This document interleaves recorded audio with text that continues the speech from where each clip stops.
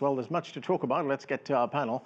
Amy Holmes is a political commentator and columnist with the Swiss weekly Die Weltwoche. She joins us from New York. Also from New York, Erin Mattei is a contributing writer for The Nation magazine and host of Pushback with Erin Mattei. Nate Lerner heads Build the Wave, a progressive grassroots political organization, and Eleanor Clift has been covering presidential politics for more than 40 years. She is currently a columnist for the Daily Beast, and she's right here with me in the studio. Eleanor, let me start with you. Okay. As I've said, you've covered quite a few administrations, including the last impeachment against Bill Clinton. Right. In your view, has what the president done an impeachable offense? I think extorting a foreign power to help him in his re-election campaign and holding American military weapons as leverage to that country, and we're talking about Ukraine, which is dependent on American military assistance. I think it's clearly an abuse of power. And the Congress is moving forward with a very narrowly focused article of impeachment based on that charge. And as Speaker Pelosi said, the other disagreements they might have with this president about other aspects of his behavior or his policies, she's saying leave that to the election. We do have an election coming up in a little more than a year, and so I think the plan is to move the impeachment through the House expeditiously. The goal is to get it completed by the end of the year and then refer it to the Senate, where the president is unlikely to be convicted. So I think the politics are risky for both parties. I don't think you have a lot of Republicans eager to vote on this, and there could be some defections, though not nearly the 20 needed to convict the president. And for the Democrats, who have really resisted impeachment because they were protecting their majority in the House, some 40 Democrats won in districts that had been controlled by Republicans and won by Trump, but they could not leave this unanswered. And when you had 7 freshman Democrats, women with national security and intelligence backgrounds, come out and say, let's put politics aside, we cannot let a president behave this way and not rebuke him. So I think, the definition of leadership is when you see a crowd and you get out in front of it. So I think the Speaker Pelosi was pushed to do this, and so now I think both parties are dealing with an uncertain future as to the fallout from this. Right. Amy Holmes, can you put politics aside when you're dealing with an impeachment? Because as we understand it, it is a political move. It's not a legal move as such. And if we look at, and I'm trying to we are talking to a foreign audience here. If we look at an impeachment, it's an attempt to reverse a national election. In effect, it's undoing the will of the people. So it's pretty serious stuff. What's your feeling on this? Well, it is. It's very serious business, and it's times like this that I'm glad I live in New York and not in Washington, D.C., where politics can really boil over, and we're certainly seeing that right now. I think it's really important for viewers to know, just a kind of point of clarification, what the Speaker has announced is not actually a formal impeachment process. That has come usually with a House vote, and that gives both sides subpoena power to be able to investigate. What we have right now is the continuation of ongoing investigations in different House committees that have been sort of rhetorically put under the impeachment inquiry umbrella, and then the House needs to move forward on a vote, and then, of course, the articles of impeachment. I think from what we know at the moment, that the president's behavior when it comes to the president of Ukraine, Mr. Zelensky, that it was inappropriate. I read the rough transcript, and when I got to the part about Biden, I cringed. I thought it was unseemly, inappropriate, and typically Trump very ham-handed. But that transcript, rough transcript as we know it at this moment, does not have the quid pro quo that the complainant in the whistleblower complaint had first alleged, or what Democrats had been suggesting last week. I think we need this continuing investigation to understand better all of the circumstances around it, including the fact that the president of Ukraine has said he didn't even know that military aid had been held up, and in point of fact, it was released a month later. So I think a lot of Americans wish that Congress would slow down, that set aside partisanship, and look at sort of the politics when it comes to the whole country and not just their own political advantage. Nate Lerner, there you heard it there. There was no pro quo. And I want to mention something else. We hear from a number of Republicans here in Washington and around the country that Democrats have been trying since day one to place a huge question mark over the legitimacy of this presidency. First, it was about collusion with Russia and the Mueller report. Then it was then the allegation was that the president had asked Ukraine to go after one of his political appointments. The president says it's just another witch hunt. Does he have a point? Not really. I mean, he's been crying witch hunt since day one, but the FBI doesn't conduct witch hunts. And that's the thing, is he's been investigated by the FBI for his attempts to collude with Russia, really since the beginning of early on in his campaign. And what's interesting is, we as a country, we've survived for over 200 years without a president asking a foreign nation to help them in a re-election campaign. And now here's Donald Trump doing it, and Republicans are scrambling to defend him. It's so interesting how Republicans day after day keep making excuses for Donald Trump when really at the end of the day, his behavior is just unacceptable. His conduct is unacceptable, and the way he's compulsively lies and compulsively seems to try to find ways to influence and rig this election is absolutely unacceptable. And I'm really sick and tired of not seeing Republicans take a stand and take action. And Democrats have been moving forward in a very appropriate way while Republicans have stood by, spinning conspiracy theories, spinning lies, defending this president, when really they would not do the same thing for a Democratic president.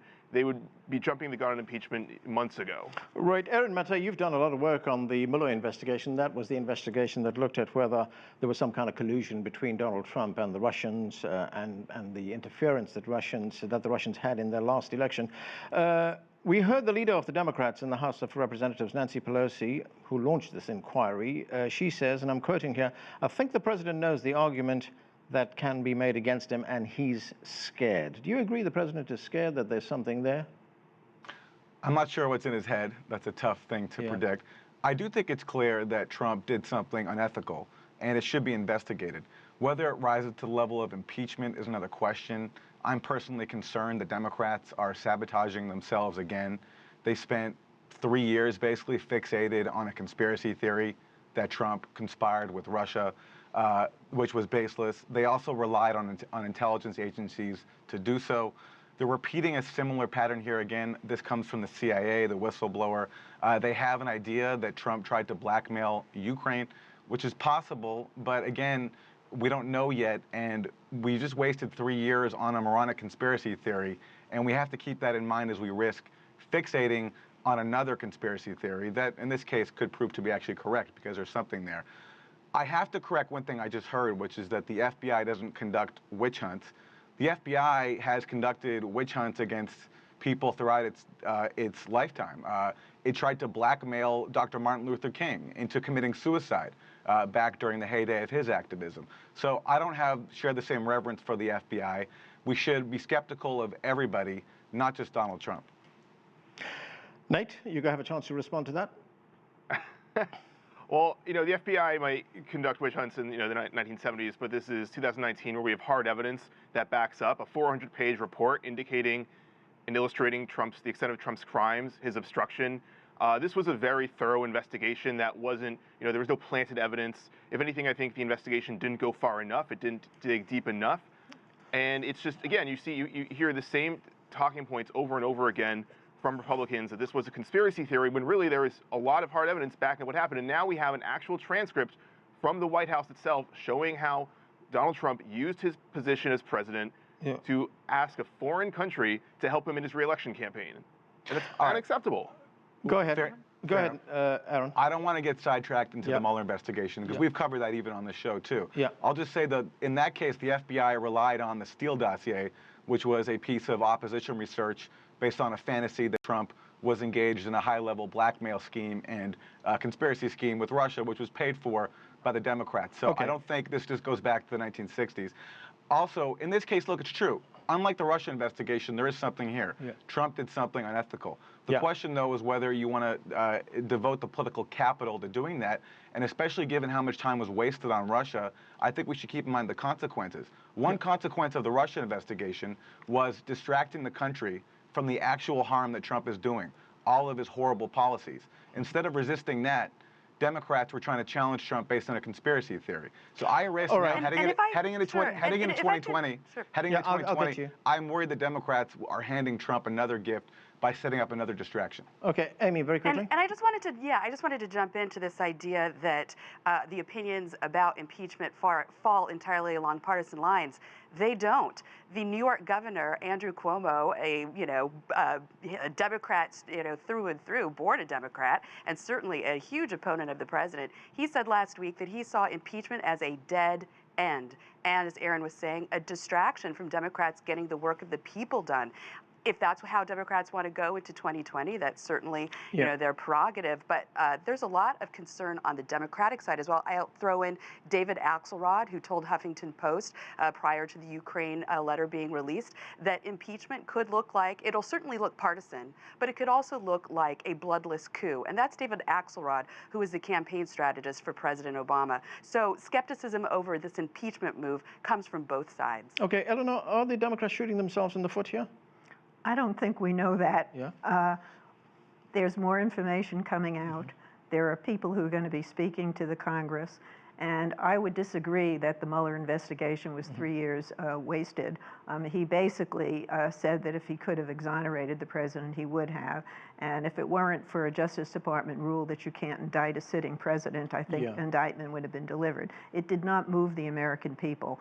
The polls suggest that the American people understand what happened here, and they don't like the fact that American president is leveraging U.S. military aid in order to gain support for his political campaign, and throwing out the fact, inviting China now to investigate in the midst of ongoing trade negotiations.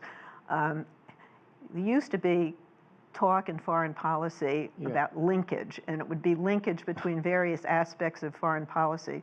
This is the first time there's linkage to a politician's personal electoral benefit. It is of a different magnitude. Yeah.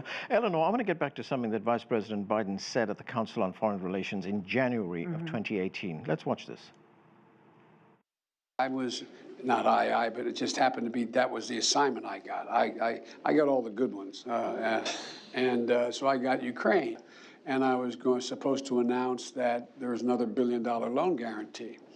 And I had gotten a commitment from Poroshenko and from Yatsenyuk that they would take action against the state prosecutor, and they didn't. So they said they were walking out to press conference. I said, no, I said, I'm not going to, or we're not going to give you the $1 billion. They said, you have no authority. You're not the president. The president said. I said, call him. I said, I'm telling you, you're not getting the $1 billion. I said, you're not getting the $1 billion. I'm going to be leaving here. And I think it was, 6 hours? I said, I'm leaving in 6 hours. If the prosecutor's not fired, you're not getting the money. It seems pretty clear-cut there, Eleanor. No money if you don't fire the prosecutor. A prosecutor who's investigating a company in which Biden's son had an interest. Yes, except this was the administration's policy. This was the IMF's policy. This was the World Bank's policy. This was the Western world wanting this person fired. It was not done for any personal gain. Plus the fact, I believe the investigation into that company had been shut down before this. So the people who are tossing this out there to try to damage Vice President Biden's credibility are ignoring context, they're ignoring facts, and they're just putting it out there. And there's a significant portion of people in this country who believe everything President Trump and his allies said. So I'm not going to argue that it's not going to damage the Vice President, but it's simply not true that he fired the prosecutor in order to protect his son. It is not true. Amy, what's your view on this? I mean, if we just looked at the optics of this, let's forget whether, if anything, illegal was done. Right. I was going to say, we actually don't know, and the former vice president has said that he never spoke to his son about his business dealings when his own son admitted they had and told the New Yorker. You saw that there was that piece this summer. It was quite a blockbuster about Hunter Biden, and the question was, would Hunter Biden and cronyism in the Biden family hurt Joe Biden's campaign? And now we're seeing that, we have this tape from the Council of Foreign Relations.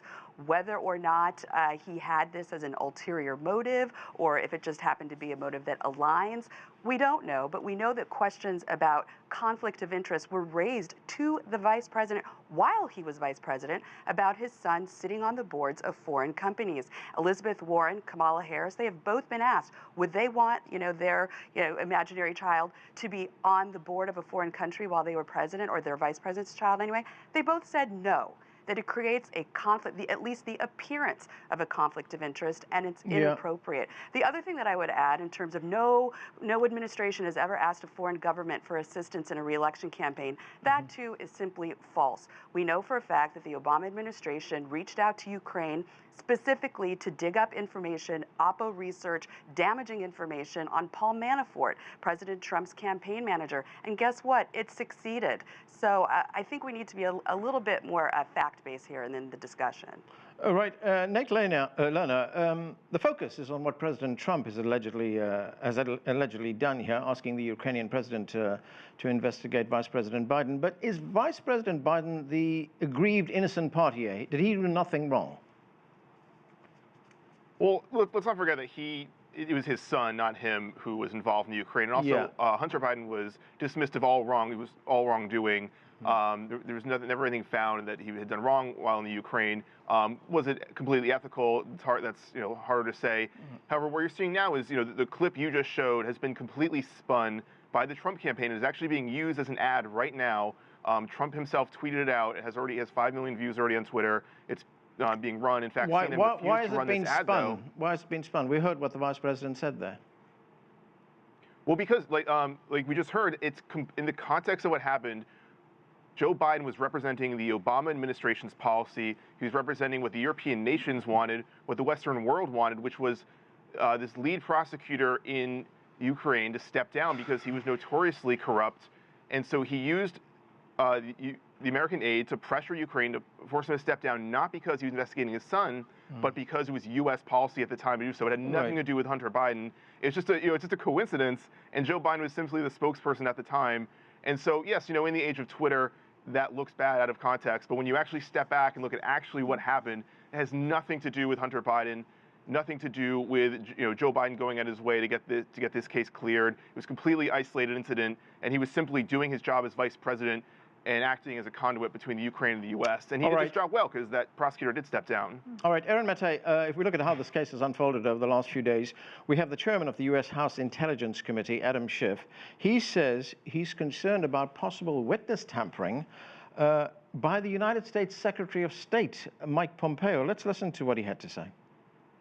We are deeply concerned about Secretary Pompeo's effort now to potentially interfere with witnesses whose testimony is needed before our committee, many of whom are mentioned in the whistleblower complaint. And we want to make it abundantly clear that any effort by the Secretary, by the President, or anyone else to interfere with the Congress's ability to call before it relevant witnesses will be considered as evidence of obstruction of the lawful functions of Congress. So, Aaron, what are we to make of this? I mean, here we have the Democrats accusing the Secretary of State of behaving like a gangster, really. Well, Mike Pompeo, I think, does behave like a gangster when he imposes murderous sanctions on Venezuela and Iran and warmongers against official U.S. enemies and makes their populations suffer in those countries and many more. But in this case, again, this is the problem with, I think, going back to my concern that Democrats, because of their resistance to being an actual resistance, are handing the Trump administration more gifts. So Schiff here is basically concerned about Pompeo and his staff resisting subpoenas, which they have the right to do. I mean, if they do stonewall it, they cover things up, fine, get them on that. But Pompeo does have the right, if he wants to challenge a subpoena. That's just an established practice. And going back to the issue of giving the Trump administration more gifts, I mean, listen to what we just heard about Joe Biden. So, look, even if Rudy Giuliani's wildest fantasies about Joe Biden are false, so maybe he did get the prosecutor fired for a legitimate reason. I think that's quite possible. What we already know is damning enough. Imagine the reaction if one of Donald Trump's kids got a lucrative board seat in a country in which he has no experience for $50,000 a month, as Hunter Biden did from this Ukrainian gas company, not just getting that seat, but after his father helped oversee a coup in Ukraine. Literally, the Obama administration backed the Maidan coup. They changed Ukraine's government, and then months later, Hunter Biden got this lucrative gig. That's established, and that's damning enough. If one of Trump's kids we'd be trying to impeach him right now. So again, Aaron, on the point of Trump handing out gifts to the Democrats, I mean, there's been a considerable shift in public opinion here in the United States for impeachment. It's about 50-50 now. It wasn't that way just a few weeks ago. That's true. And this gets back to the fact that it does look like Trump has done something unethical here. But again, can you move that needle to the point where this translates into an electoral victory in 2020? I'm not sure about that. And I think the risk here is too high, all the more so because we're going to be highlighting the fact that the Bidens did engage in provably false behavior, whether or not Joe Biden tried to cover it up or not, and also distracting the country from the issues that matter to people's lives. And, you know, in 2016, Trump was able to con enough people into believing that he's a working class champion. And unless you reach the people who got duped and show them why that's false, and instead focus on another intra-elite battle like the Mueller investigation essentially was, I'm worried that you're basically, no matter how good it's making coastal liberals feel and getting ratings for MSNBC, I'm worried that you're essentially wrapping another gift for Donald Trump's re-election campaign. Eleanor, you know, as Nathan King pointed out at the beginning of our show, the high crimes and misdemeanors, which the president is accused of committing, that's a very murky... Former President Gerald Ford once said that impeachable crime is whatever the House says it is. You need a majority vote in the House. And I think you can find constitutional scholars who will say this is a real constitutional conflict. You have a president who's basically thumbing his nose at everything the Congress does, will not turn over any papers, will not submit to any oversight, and simply says, I'm the president and I can do whatever I want and I can collude with foreign powers and I'm going to invite them into the 2020 election. I don't think that can be left to stand. It needs to be challenged, however it sorts out politically. Okay. Amy, how much of this has to do with the fact that we have a presidential election coming up next year, you know, an attempt to bruise the president ahead of that election? Well, I think it's partly that, but let's remember that the Democratic Party thinks the election of Trump itself was a high crime and misdemeanor, and immediately we had Al Green, the congressman from Texas, filing articles of impeachment the day after he was inaugurated. So the Democratic Party has been, you know, itching for some pretext in order to launch an impeachment inquiry or impeachment effort, whatever you want to call it. But it is also the case that Donald Trump won in 2016 basically with 80,000 votes in Michigan, Pennsylvania, and Wisconsin. So for Democrats in this, you know, from this point until 2020, what they need to do is move those 80,000 votes. And I think that they hope impeachment will allow them to do that. One last point about the polling. We're only hearing the opening arguments of the prosecution. We haven't yet heard, you know, Republicans and Donald Trump in any sort of concerted, consistent way to make their case. I think I've heard a lot of Republican talking points in the last half hour. Okay. We're going to have to leave it there. Thanks to all of you for being with us. We've run out of time. That's it for this edition of The Heat. I'm Arlen Naidu in Washington, D.C. Thanks for watching.